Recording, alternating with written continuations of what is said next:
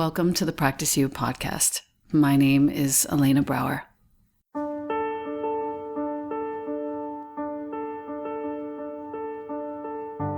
Together, we'll explore and enjoy content and conversations around mastering transitions in our relations, our wellness, our careers, our families, and especially in our missions and visions.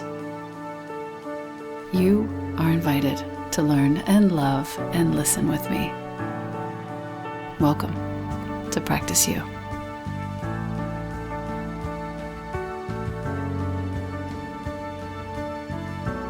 Welcome back to the podcast. I have one of my dearest teachers here with me today. Her name is Abbie Galvin, and she is the founder of the Yoga in New York.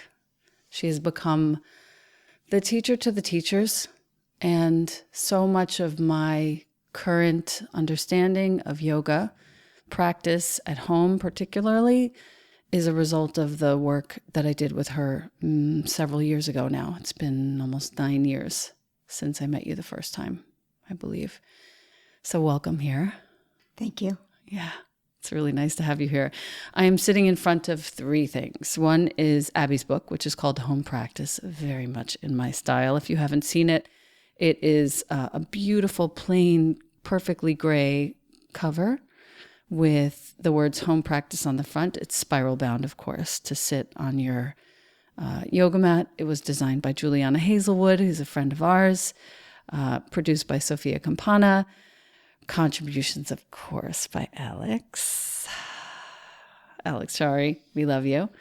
So the inspiration for Abbie's teaching comes from her teacher, Naveen Michon, who's also a teacher of mine. And I just want to take a moment to honor Naveen. She's the founder and creator of Katonah Yoga. She is one of a kind, really from another planet, I feel. And the way that she communicates is now coming through in many ways in your work and many people's work, frankly. And the way that you've turned her work into something else. There's another flavor that comes through you when her work passes through you. And I really appreciate the differences, and I super appreciate the similarities.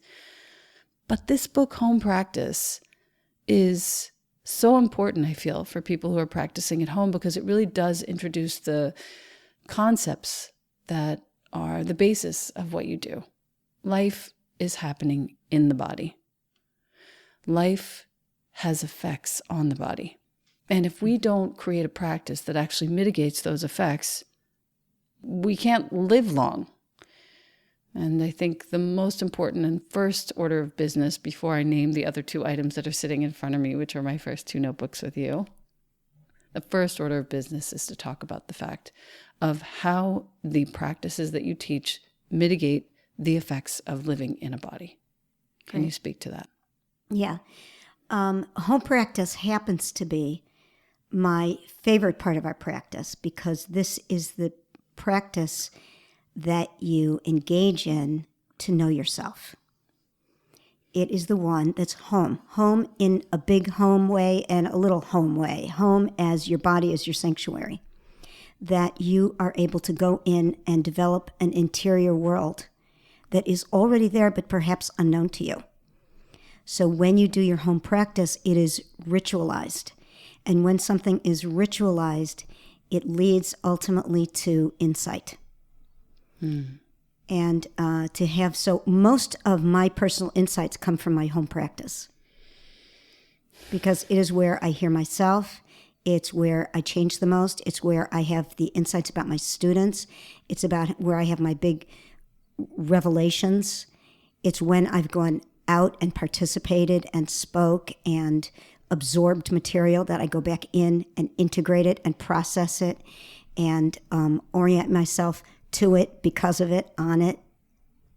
So there's something about home practice being a ritual that has changed me. And when it comes to your own home practice, how long is it? What does it look like? Does it vary? It varies, because life varies. And you want to be so kind to yourself. When you first start home practice, even if it's for 5 minutes, the next one can be for 10 minutes. But if you have a sequence, which is what we give people in the book, if we give several sequences, you can do that sequence, for example, for 5 minutes. You can do the same sequence to last for 2 hours. So home practice is really about how you manage your time. It is time management. And that's why for some people with small children, they're going to do practice in the morning. For people like me who have, I'm an empty nester, I can do practice whenever I like.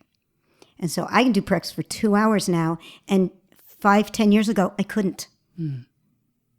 Jealous, not jealous. Yeah. Hashtag. Right. Hashtag I'm a mother. So, right. So it really depends, but I do the same practice every single day. I try and do it. My current ritual is 30 minutes in the morning and 30 minutes at night. Because my body is very different at those 2 times of days. And I like to experiment with how it feels, but it's the same practice. The same poses. The same poses. On the weekends, I do it for an hour at a time when I have time. Because I know my listener, and I know that several of them are, I'm thinking of certain faces right now. They're going to want to know what the poses are. Yeah. Is it possible for you to share it with us? Sure. Okay, amazing. Sure. My practice is what we refer to as a longevity practice. Okay. As I got older, my practice changed. As you get older, your interior life becomes expansive and dimensional and voluminous. As your outside life gets smaller and smaller, your inside life will really get bigger and bigger. And I just have to say, hormonally, you will desire that. Hormonally, you'll crave more interior, more alone, more solitary, more really, you have to quiet it all so you can access yourself. And so just as you get older, it really will happen organically. It's not necessarily a decision, although your physiology and your psychology really help you make that decision. So I can't say it's a decision like I'm going to go to the store, but it's a decision. Yeah. Life persuades us in such subtle, artful ways to become who we are. So my practice now is a longevity practice. I might start in a pigeon to a lotus variation, what we call a double pigeon, to a gomukhasana, to an upavisa but I might stay in those each for 100 breaths. What you do in the postures is really the refinement of the practice. For example, when I started my home practice, it actually started out to be about 45 minutes. But what I did in the practice over the years has completely changed. So I will do what I refer to, our magic square. I magic square my postures. But now when I go into my plow, which is after all of what I just said, when I go into my plow, I stay in a plow sometimes for 30 minutes. And in the plow, I do what we call our reps for rapture, which is like breathing up the front and down the back. Inhale up the front, down the back, or inhale from the left shoulder to the right shoulder and around the back. The breath of time, the breath of the seasons, center and circumference breath, the breath of grace and effort. So we have all of these directions for the breath, and I literally wrap myself in the cocoon of my own breath. So I listen to the sound, I imagine the wrapping, I make them slow, and I change directions, which gives me a wholeness. The interior shift of mind to the body's intelligence, which is what you talk about in the introduction to the book. Yes. I think that's one of the most important teachings. We could kind of stop talking right now and just leave that as the podcast. Yeah. I can't thank you enough for that. And it's what I'm learning through everything else that I'm doing too. But I definitely have you and Naveen to thank for that distinct awareness. When you talk about doing 100 breaths, 30 minutes in a pose, you talk about the reps, you talk about the cocooning yourself in your own breath. At the beginning, was it,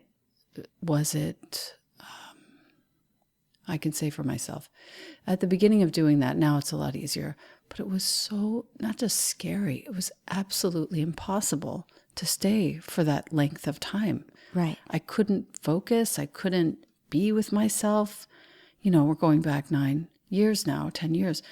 But it was really uncomfortable. Well, that's why you have to be really kind to yourself. Like if you can do 10 minutes, You'll do 10 minutes, do the same 10 minutes, do the same postures for 10 minutes, light a candle, do it in a specific place in your house, ritualize it so that you elevate the experience. And what you'll find after a while is that you've stayed 11 minutes or you've stayed 12 minutes or, oh my God, one day you'll say, oh my God, I've been here for 15 minutes. And you don't have to be doing one pose, of course. You can do a whole sequence, but I like the ground of being practice, which is to work deep in the pelvis, because it brings me further into myself rather than going home to be a warrior, which none of us really need, because a lot of us are hard workers. We go outside, and every time you leave your home, you're being a warrior. And so people don't really need to go home and be a warrior. People need to go home and find themselves, because we live in a very stimulated environment, even when we're by ourselves, because we live in such a doing culture. And our in a seeing culture with the screens and all of the ways in which we access information is really through the eyes, through the liver. And so it's a very focused, concentrated, intense, acute culture that we live in, especially in our urban environments. So a home practice is the antidote to that, but really what it does is that it enhances that. Let's talk about the ties between the interior organs and the peripheral. Liver and eyes, kidneys, ears. What else? The heart. The heart is your spirit. Your heart is your speech. So heart is all about articulation. The stomach is muscle tone, but it's also the capacity to think well and use good judgment, pondering, masticating. Lungs. Lungs is grief, sadness, and courage. Inspiration. It's like opening up your windows. So when you have to be, sometimes you want to have a practice that is, that spirits you up, whips you up and gets you ready for an interview, or to get ready for a party, or to make a speech, or to teach a class, and then maybe you want something that's a little more rousing. So you want to make sure you add backbends, which are glimpses of your immediate future. It's a way to get over yourself. It is to open up all your windows, stretch your liver for higher vision. Whereas when you want to write a poem, make a decision, you might want to add forward bends. Find your stability, which is all about kidneys. Kidneys are your waters. They are your battery. They are your balance. They are your ancestry. They are your depths and your roots. It is all about being safe. Kidneys as battery. Talk to us about that. Well, unless your battery is charged, you don't have a sense of well-being and safety. So the best thing you can do for yourself when you are exhausted is to put yourself in a forward bend so that your kidneys are what is most available.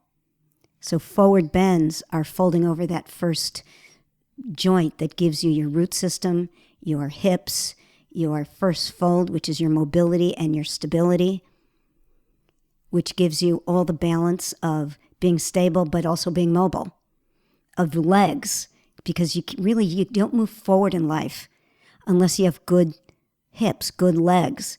And so that is also part of your forward motion. And when you talk about charging the battery through the practice, let's say, and it's all going to be like being a warrior. Being a warrior is like the first, it's like in chess, the first line of defense are your pawns, the warriors. It's the legwork. It's the structure work. It's setting yourself up for stability. So it's like building a house and making sure you have the foundation. So the first thing, if let's say a listener right now is curious to know, how do I set up a home practice? I want to be really practical about this.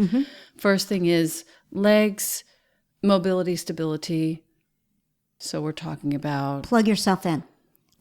Plug yourself into the big socket of the earth. So sit with your legs folded or in a pigeon so that your pelvis becomes the foundation of your personal abode. Or think of yourself as a vehicle. Plug yourself in so that you got the key in the ignition to get it going. To get your engine revved, whether it's to get yourself going and energized or calming yourself down. You still need to be stable, safe, grounded, plugged in, so that you have enough tenacity to be with yourself.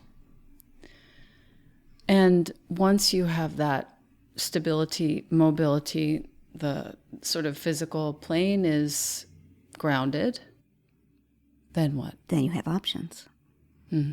So then either you can, for example, you can do a pigeon and stay in the pigeon for 25 breaths on each side, or add variations to the pigeon, which are twists, diagonals, bending the back leg to make it even more, to make yourself into a flyer as a pigeon, so that you start to elevate it. Also, it makes it, when you grab your back leg, for example, it makes it into a closed circuit, so that you start to move currency.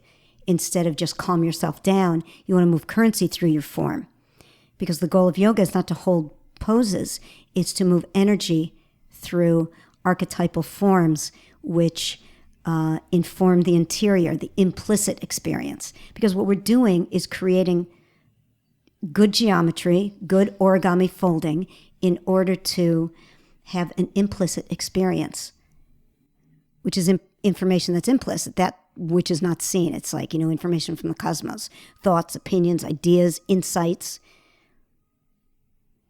So you're really setting yourself up with the physicality to have all your physiology inform your psychology.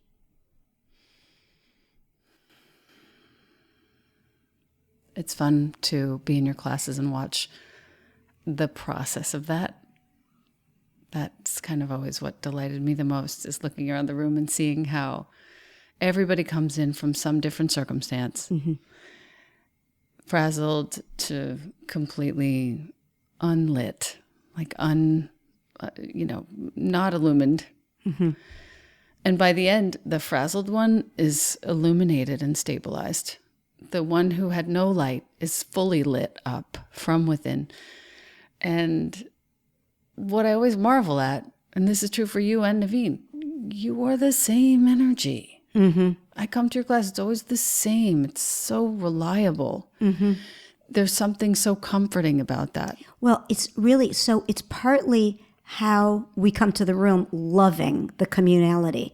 I love the community of shared public space where the mats face each other. So we're not school or the military. We are there for a public communal experience where everybody should be looking at everybody else. And I always say to people, you're looking at everybody else anyway. Everybody should be watching each other, because people have such great little nuggets of how they deal, how they cope, how they express, how they use their grace. We all learn from each other. So I love the communal classes. They give me a blast of joy.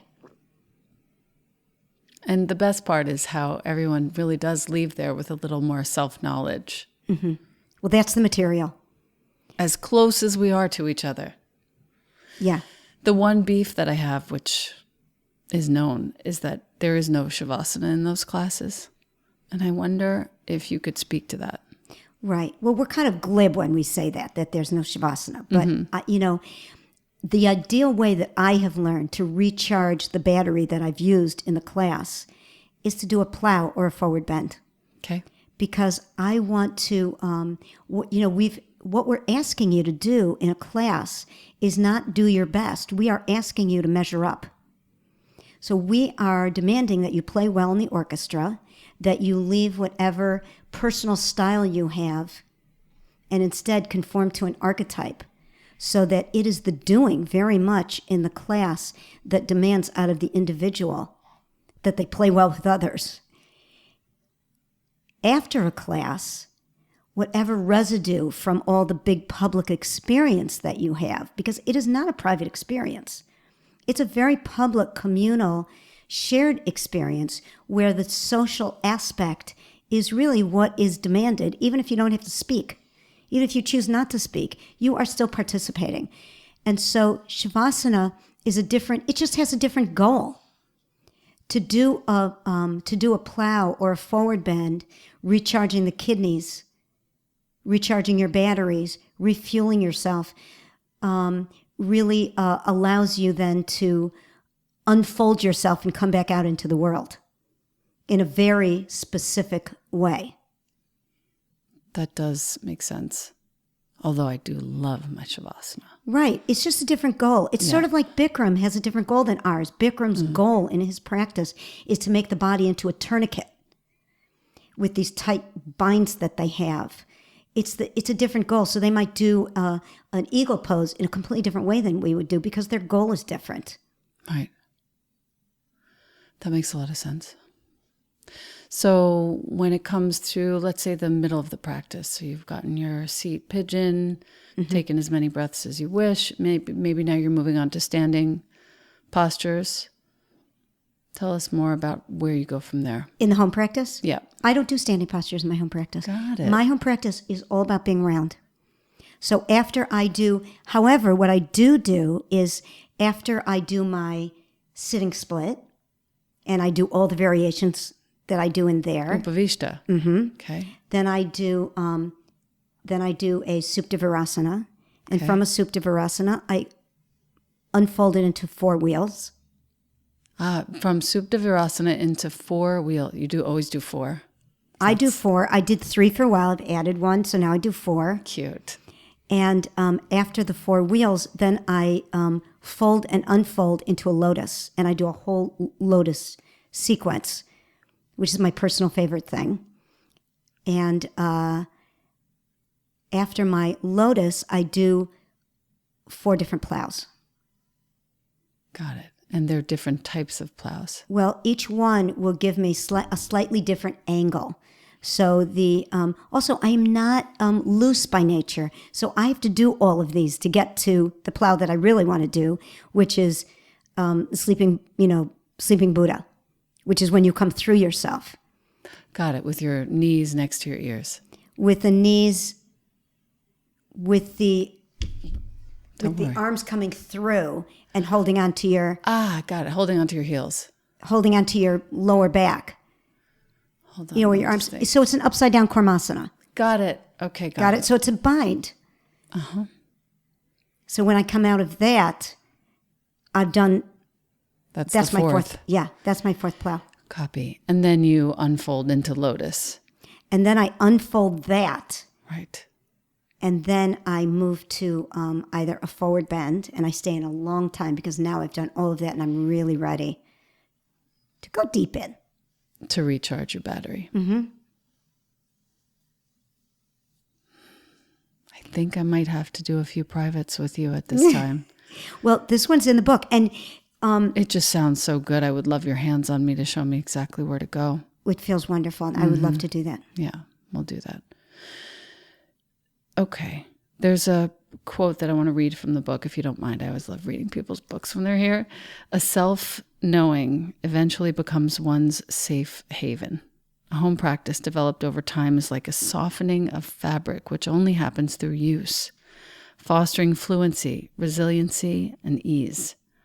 It is only possible alone, where the center expands as one's outer world temporarily diminishes, so that one is occupying space inside, developing its riches of observation, sentience, creativity, sanctuary, and silence. I so appreciate that. Oh. Yeah, I read all your words. I so appreciate that. Oh, God. Setting conditions. This is, I don't know, I think this is one of my favorite pages of the book, setting conditions. So how to get there, this esoteric place of serenity. We develop the capacity to create inner sanctity by setting the conditions for this very personal experience of self-care. Setting conditions is like following a recipe. This recipe, a sequence of asanas and breath techniques, can be followed, repeated, manipulated, refined, and redefined over time. I just like saying those words because they sort of tie the whole thing up in a little bow. Mm-hmm. Everything that we've talked about so far. Yes. Time knows everything. Say more. about that. So in time, revolution happens. In time, revelation happens. In time, you get rounder. You smooth out edges. You have realizations in time. That's why, for example, some people keep diaries, and every single day they write it. And with the practice of writing every single day, you begin to develop insight. Everything is like that. Yeah. Everything is like that. As I come into my 60s, and I love my 60s, but I also said that about my 50s. I love my 50s. I love my 40s. Each one seems better and better. And it is through time that you become yourself. And it is true in the practice.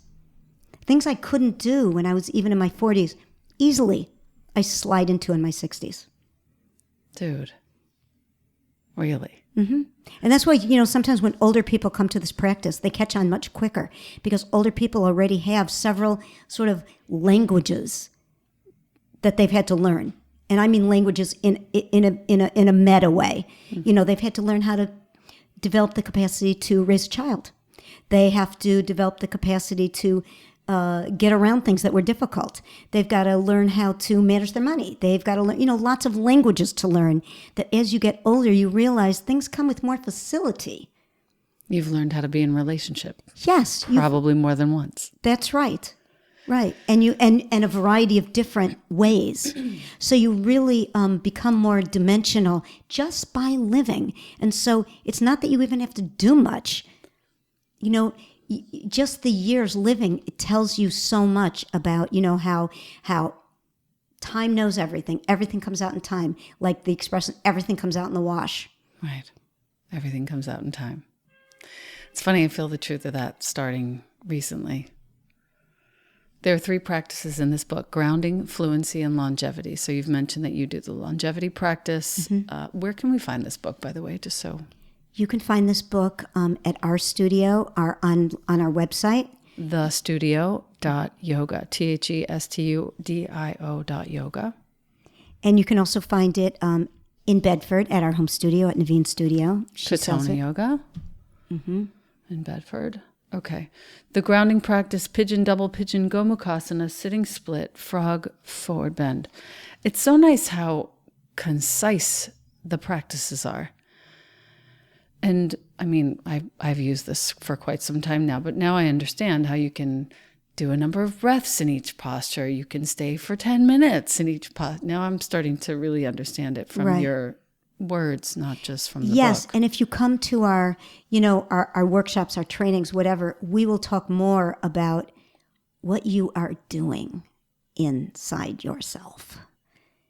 Because it's very hard to go inside and have an experience.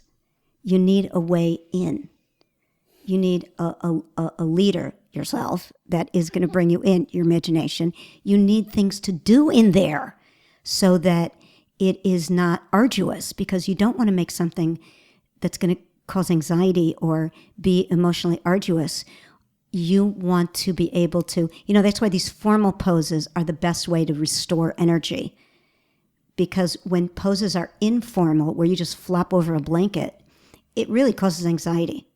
What you really want to do is to be held. We all want to be held, soothed, supported, have ourselves hold our own back. So, mother ourselves well. These are recipes for that. And it's a difficult thing to do, but we will give... counting breaths is the one ritual first, which is beautiful because numbers are archetypes. So, for example, you can breathe to your age. You can breathe to your children's age. You can take each number and make a visual association. There's so many ways to play with numbers. So that you're not sitting inside of your head making up stories and movies and causing yourself anxious. Right, so you're not making states. up negative fantasies. Right, right. Mm-hmm. But that you really are soothing your own soul, feeding your own heart, beginning to know yourself. There are lots of things to do. We do this other exercise, which is cross-referencing, and you can cross-reference your whole body. You can wrap yourself in a cocoon of your breath. You can count your breaths. There's so much to do. You can magic square yourself. It is a magical heartbeat of the planet. I wish we could, you'll come back anyway. I want to talk more about the magic square, but I think that what we're on to right now is just defining the fact that when you're in the postures, Abbie's work and the work of Katonah Yoga in general overall is to create factual, instructive recipes for what you're doing in the silence of your own experience when you're in the postures in order to literally heal yourself of any misunderstandings that you've accrued over time. Or injuries. Or diseases. Right. Or conundrums that all come from an emotional place. The Fluency practice is about generating heat, rousing the body, yielding greater facility in all its forms, as well as a way to access nimbleness in body, mind, and imagination. So in this practice, you set up your frame on all fours, cat-cow with wrist variations, cat-cow with gomukhasana legs. That's one of my favorites. Literally every day. It's caused me such happy hips. Downward dog series where you're holding one heel, your hang series where you're holding your heels and coming through and over, Supta Vera, there's your wheel series, and then the plow. Right. This is one of my favorites. Yes, this one's more about the leg work. And when you make your body more, as I said in the book, nimble, your mind becomes more nimble. Right. The physiology gives rise to the psychology. So anything you're doing in your body, you're doing in your mind anyway. When you do it consciously, you create more possibilities for yourself. Amen. And here's your longevity practice, finally. Plow is where you start, knees and armpits, into the forward bend. And in the book, Abbie has a strap around you, if you're listening, with a block on your head in the forward bend. And the strap is wrapped around the medius part of your thigh, around your middle back. Then you go plow next to your ears, so it's a deeper, back into the forward bend, strapped up. Plow knees above head, deeper still. And then into Janu Shavasana with all the variations, which is, this is where Abbie does, you do your Upavishta Konasana there. The bridge pose on the block, which is really nice, highest height. A couple different variations there that I love. The fish on block or two blocks with your arms crossed eagle, Garudasana style. And then, of course, reverse namaste, which, by the way, is such a pleasure for me now. Oh, it's so difficult for people. It takes a long time. So we have variations in class. Yeah, I teach it all the time.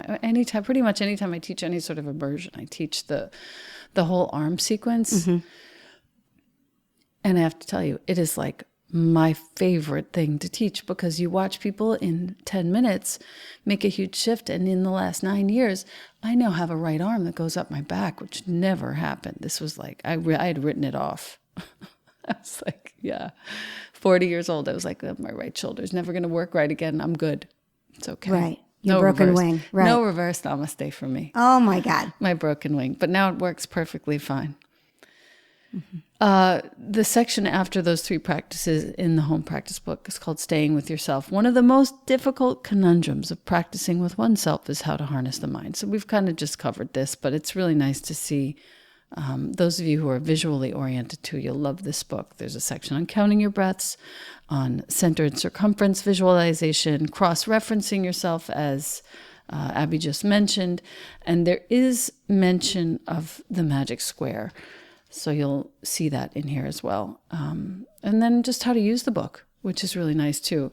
The simplicity, it just feels so Japanese, this book, is so appreciated. Like it doesn't, I don't leave without this book. And I wrap it in fabric. You see what in good shape it is? Yes, it's amazing. There's a couple little nicks on the corners, but I wrap it in fabric and I bring it with my little prayer bundle. I swear, it's so cute. So I have my 2 first notebooks from you, and I thought it might be fun before I ask you the 3 questions that I ask every guest to just open up in one page of each one and see what we find. There are going to be treasures in here for my next round of teaching. Okay, January 13th, 2014. Abbie, back bends, lungs, thighs, liver, eyes. Open up so energy moves better. Lungs filling equals kidneys functioning. Dog, armpits to heart. Think crisscross to find perineum of hand. So you're having us do the magic square on the palm of the hand. Mm-hmm. If you're listening, take your hand and look at the palm of your hand. And she's having us do the magic square of the hand to actually find the perineum, the pelvic floor of the hand. Right. Or even easier, you can find the index finger knuckle to the outer wrist and the baby finger knuckle to the inner wrist. And that, just crisscrossing the hand, you find X marks the spot, which is the perineum of the palm. Then you had us go to the balls of feet, strength, structure, stability. Those are my notes.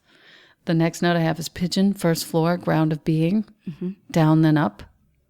Use the blanket to create closed circuit and free flow. Double pigeon, or lotus if possible, on the blanket. Roots your seat down. Pubis comes forward. That's your potential. All right angles. I love looking at my old notes. Oh, I just love it so much because, and then I wrote seat pics from January 13th, 2014. They're probably still in my phone. I have pages and pages and pages like this. And every time I go away to teach, I just open it up. I take a few notes and I have everything I need. Let's open the second one before I ask you the questions. This one's Naveen. Oh, she was reading someone else's body, so I'll pass through that. Oh, this is great. Great way to end it, actually. Polarity, pattern, and repetition. 3 universal principles of all esoteric dialogue. Every up has a down. Know how to be in the middle. Right.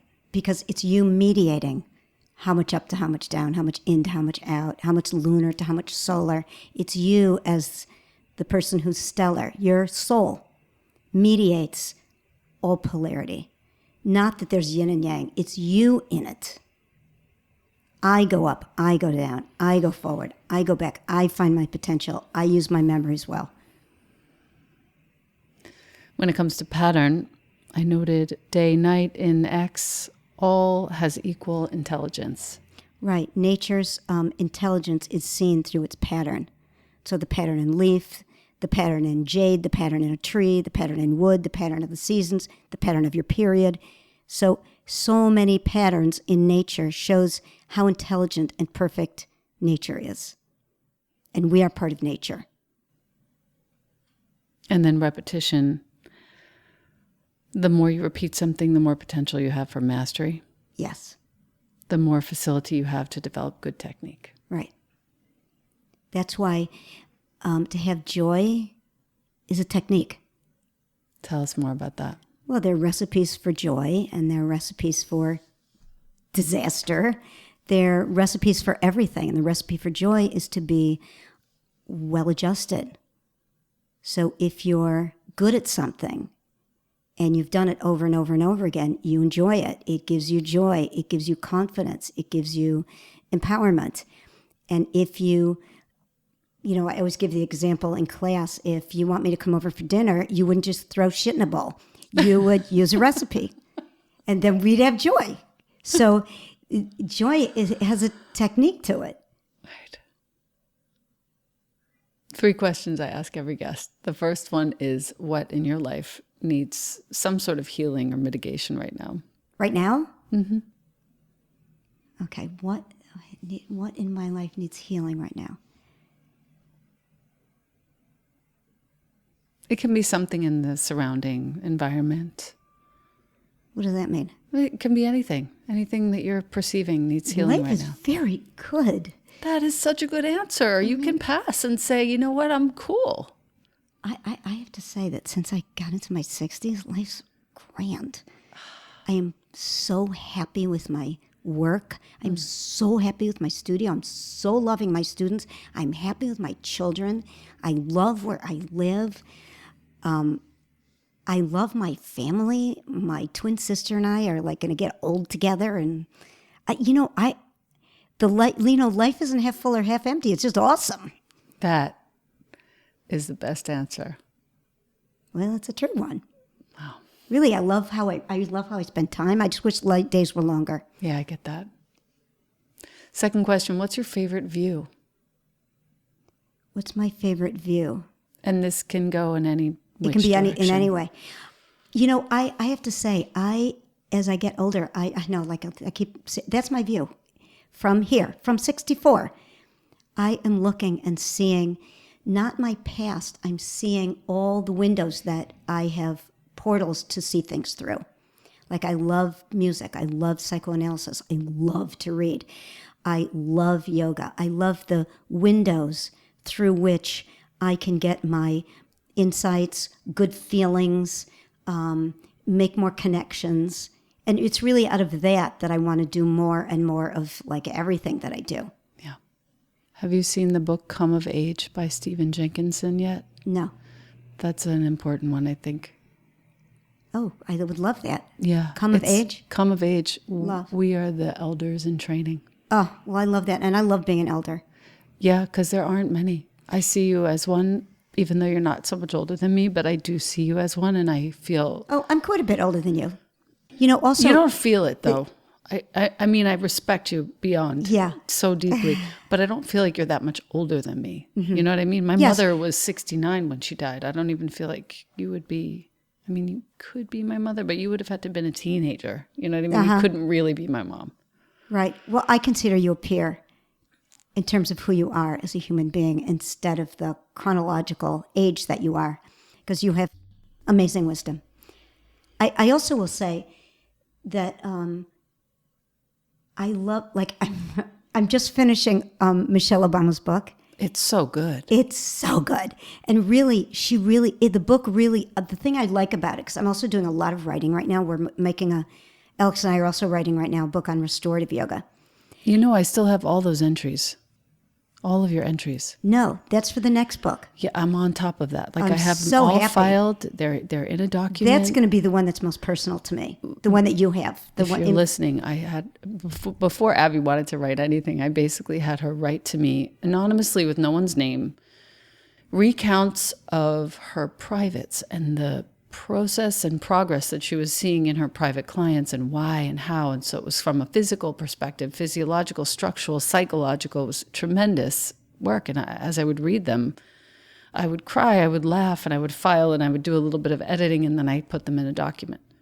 And I don't know when they're going to get finished, but I cannot wait. I will be happily honored to be a part of that. That's going to be the one that's like really closest to me, because when you make contact with somebody like that, it's so sacred to them, to me, what comes out, the third thing that happens, which is that implicit experience of their insight. Yeah. The third question, what does prayer mean to you?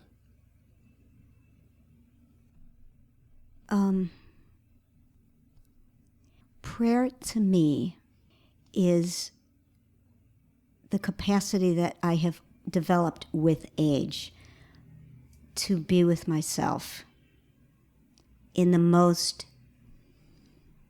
private, powerful way that only came with time.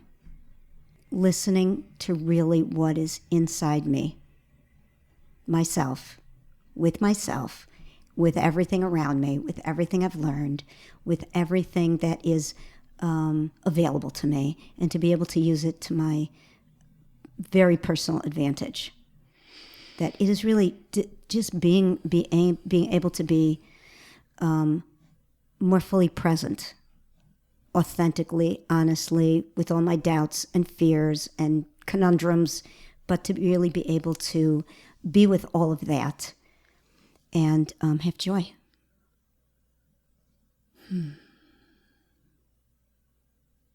There's so many more things I want to unpack, but I think this is a great place to stop. You're coming back, first of all. I have other things I need to talk about with you, but I think this is great. I want to say thank you, and if you're listening and want to know more, The Studio, TheStudio.yoga. And when you come to New York, you're going to come to 302 Bowery, which is where Abbie teaches. Just let me know when you're coming and I'll meet you for class. And all the other teachers at the studio are tremendous. Just tremendous. So many hours of commitment and care that have gone into their work. And so you could drop in there anytime. Doesn't have to be Abbie. It can be anybody. And take class. You'll be so happy you did. Such a different conversation, different language, and really all benefit. So thank you for listening. Thank you for being here. I love you. Thank you so much. So much.